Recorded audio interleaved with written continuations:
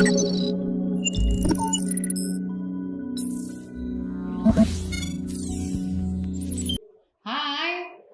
apa kabar semua viewers Kanal 3? Kali ini saya Ratna Jarum akan melakukan dialog interaktif bersama tamu saya.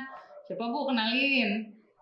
Saya Fahmia. Nah, satu lagi Om. Saya Ari Kentir. Oke, nah Mbak Mia dan Om Ari hari ini akan membantu saya dalam hal melakukan tanya jawab. Seberapa sadar kepatuhan kita akan hukum? Pernah nggak sih kita melanggar hukum? Dan apa sih sebenarnya perlu hukum dan fungsi hukum itu di mata Mbak Mia dan Om Ari? Mari kita coba dengerin ya. Nah, Oke. sebelum kita mulai, Mbak Mia akan menjadi pihak yang patuh atau yang takut Mbak tentang hukum? Patuh. Patuh ya. Nah, Om Ari pihak yang seperti apa? Kalau saya lebih pada takut lah ya. Takut. Takut. Takut ya, Iya. Atut saya mah. Oke, jadi viewers Kanal 3, saya akan coba tanya nih, sekalian dialog interaktif dengan Mbak Mia. Mbak Mia, menurut Mbak Mia nih, fungsi hukum, kenapa sih Mbak Mia ini patuh sama hukum, peran hukum di mata Mbak Mia tuh seberapa perlu, seberapa penting dalam menyelesaikan segala masalah dari dalam rumah sampai kita keluar rumah gitu loh. Kenapa sih Mbak Mia lebih memilih harus patuh sama hukum? Sebenarnya sih bukan harus patuh ya, tapi kan kita hidup pakai peraturan. Betul. Gitu. Jadi peraturan itu dibikin untuk manusia biar lebih baik. Ya apa salahnya dia ikutin. Iya, supaya hidupnya lebih teratur. Iya, hidup lebih teratur, benar.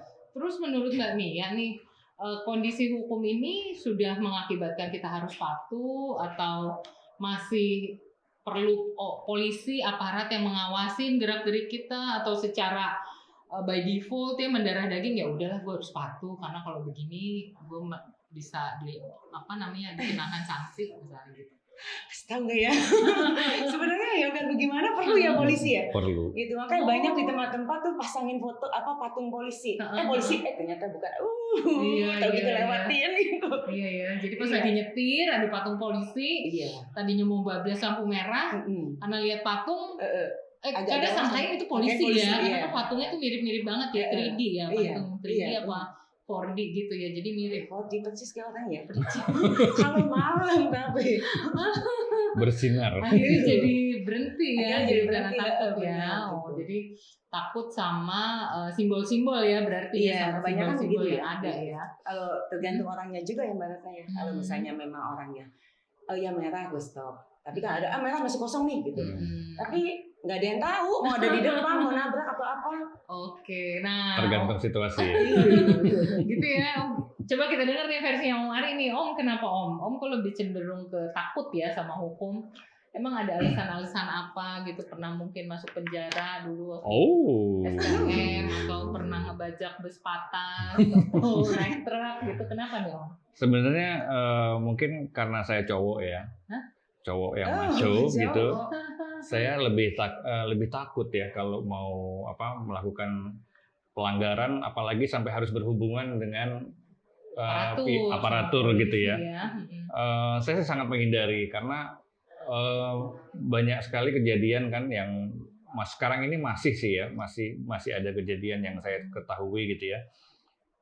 Masih sulit lah untuk berurusan dengan aparat hukum. Misalnya nih kita mau melaporkan kejadian suatu perkara gitu ya, mungkin nggak terlalu besar, misalnya kehilangan laptop gitu ya, rumah kita kecurian gitu, tapi kita laporin polisi nanti kita bisa kehilangan rumah atau kehilangan mobil kayak gitu ya. Mindset itu masih banyak sih, walaupun saya yakin sih sekarang sudah mulai improve, tapi mau nggak mau itu sepertinya masih ada, ketakutan itu masih ada, jadi itu yang menjadi trauma kebanyakan orang termasuk Eike. Iya, jadi emang sih Om, saya juga dulu dengar ya di mata masyarakat, betul, sebagian masyarakat kalau lapor kehilangan ayam, nanti pada saat prosesnya, sapinya yang hilang. Jadi banyak masyarakat yang memang terkadang malas atau segan ya untuk memperkarakan. Tapi Om, kalau misalnya ada polisi nih, ngelihat polisinya sendiri udah takut duluan atau gimana nih biasanya? Tergantung. Kalau poluan saya suka. Poluan. Kalau poluan saya suka, tapi kalau polisi brimob gitu, ngeri. ya. Apalagi dia bawa popor senjata. Takut ya. Atut. Jadi kalau lagi nyetir, terus tahu suruh ada yang stop gitu, misalnya mau ada razia atau ada pemeriksaan surat-surat, langsung Keringet dingin. puter balik atau gimana? Ya kalau Biasanya dihadapi dengan putar balik ya. penuh. biasanya Kalau lagi naik kita motor. lebih kalau bisa menghindar kita menghindar, tapi kalau memang harus dihadapi ya kita hadapi, tapi ya keringet dingin. Oke. Pasti begitu. Ya udah coba kita tes di Oke. Channel 3 bagaimana sih kepatuhannya Mbak Mia dan juga Om Ari dalam hal sehari-hari bersinggungan dengan urusan-urusan hukum. Ya. Nah, kali ini saya sudah siapin nih form untuk Mbak Mia Agak dan Om deg-degan Ari ya. ya. Ini Hadiahnya ada apa ini hadiahnya? Hadiahnya nanti dikirim ya. Biasanya kalau nggak mangkok cantik, gelas cantik. Payung deh, payung. Boleh. Ini Mbak Mia, nanti saya akan kasih pertanyaan. Terus nih Om Ari nanti tinggal dijawab ya. Oke. Nah, udah siap? Deg-degan. Oke, nggak perlu begitu. Kayak mau ujian SIM ya. Oke ya. Nanti nah jadi gini Mbak Mia, Om Ari ya, sehari-hari kita nggak pernah tidak pernah satupun pada saat kita keluar rumah pasti selalu ada urusan-urusan interaksi kita dengan pihak lain ya, bahkan Betul. mungkin juga ada pelanggaran-pelanggaran yang pernah kita lakukan. Nah, selama hidup Mbak Mia dan selama hidupnya Om Ari, nah saya akan bertanya nih. Nanti tinggal ditunjukin ya dua-duanya ya. Nanti akan kita ambil kesimpulannya sama-sama. Oke. Untuk Mbak Mia dan Om Ari sama-sama ya. Pernah nggak melanggar lampu lalu lintas? Sering. Ntar dulu, diingat dulu pernah nggak ya? Selama nyetir atau naik motor. Sedih ya. Pernah ya? Ini nyontek. Enggak. Oh, Mbak Mia pernah. Oke. Nanggung soalnya nanggung. Ya kan? Saya juga Gitu pernah. ya. Kebetulan saya pernah. Nah, lagi ngurus nih misalnya ngurus surat-surat, ngurus perpanjangan paspor, perpanjangan KTP, kehilangan kakak atau kehilangan berkas-berkas dokumen yang penting. Nah, saya tanya lagi, pernah nggak kasih uang pelicin? Yakin banget. Pernah. Mbak Mia tidak pernah. Waduh, Senyum manis. senyum manis ya. Kalau saya realistis. Kasih nomor telepon. Oke. Nah, Apalagi polisinya cowok galak. Oke, nah sekarang ketiga nih, saat remaja nih, kan ini masih unyu-unyu ya, sekarang masih masa remaja ya. Kita dibilangnya Mandula ceria. Nah, yang ketiga pertanyaannya, pernah nggak masuk penjara? Masuk penjara loh ya, bukan di Tidur penjara. apa enggak? Ditahan Masuk lah, penjara. masuk penjara itu Masuk penjara. sudah keputusan berarti kan? Masuk penjara tuh bisa aja ngomongin temen di penjara. Oh. Masuk ke dalam penjara bebas. Oh, gitu. Bukannya kita masuk. Boleh. Mbak pernah masuk penjara atau nengokin temen di Nengokin, penjara? nengokin kan saya baik hati Pernah ya. ya. Pernah tapi nengokin teman. Nengokin, ya. Om Ari pernah Pernah nengokin, pernah ditahan. pernah ditahan dua-duanya nih, Badung nih Om Ari. Aduh ya. Biasanya kalau Badung KTP-nya ada bolong-bolongnya ya. Sim. Nah, oke. Selanjutnya, nah, Mbak Mia nih, Om Ari, pernah nggak dilaporin polisi? Sama temen, tetangga, orang kantor, mana aja deh. Ya pernah dong. Nah, dia kayaknya hidupnya bermasalah ya, Ibu. Mbak Mia nggak pernah, hebat. Oke, ini Jangan dicontoh. jangan dicontoh, tidak untuk dicontoh ya. Selanjutnya, nah ini banyak nih, ada 30 ya, siap-siap ya. Waduh. Pernah nggak ditilang?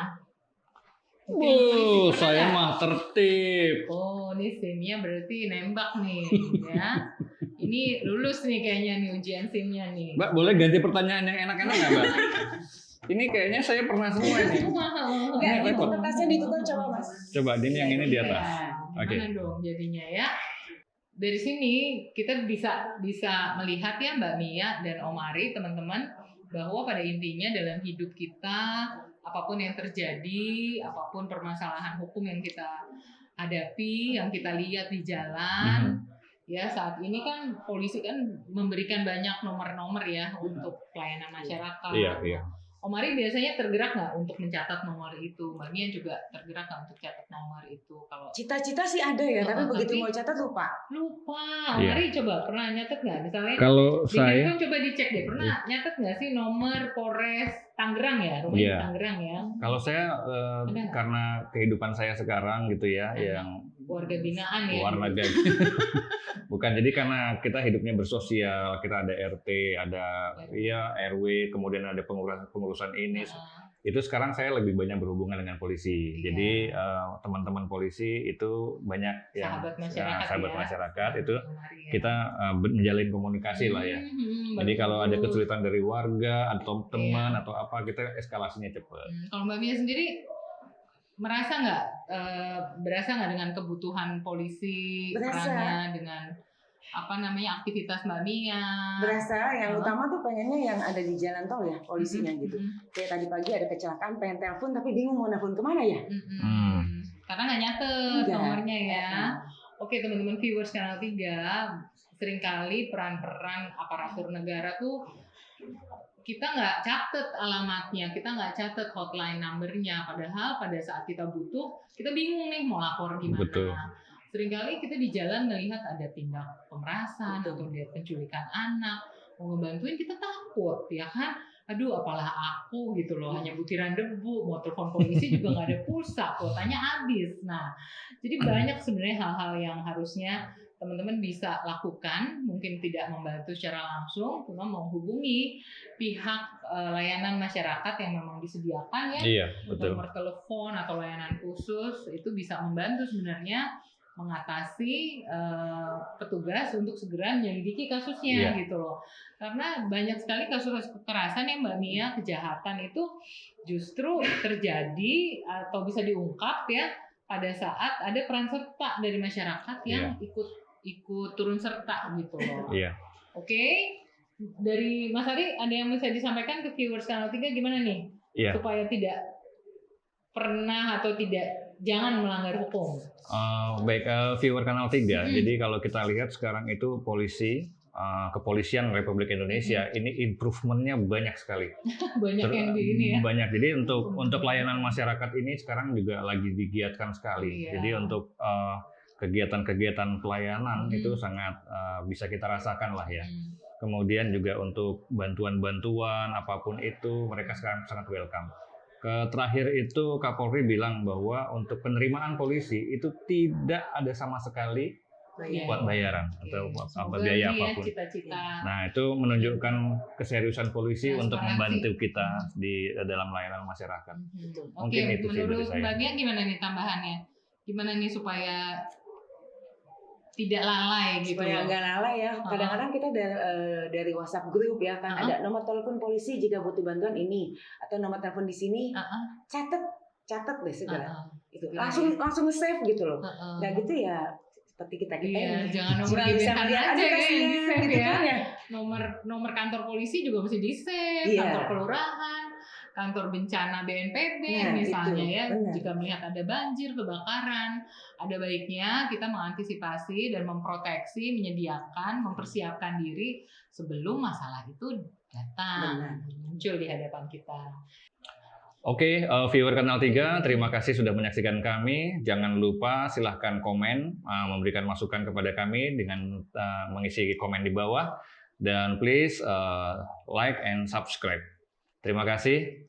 Bye. Oke, bye. Dan jangan lupa untuk menghubungi kami di nomor telepon yang sudah kami siapkan jika ada pertanyaan atau input, masukan, dan juga saran dari teman-teman. Terima kasih. Bye. Bye.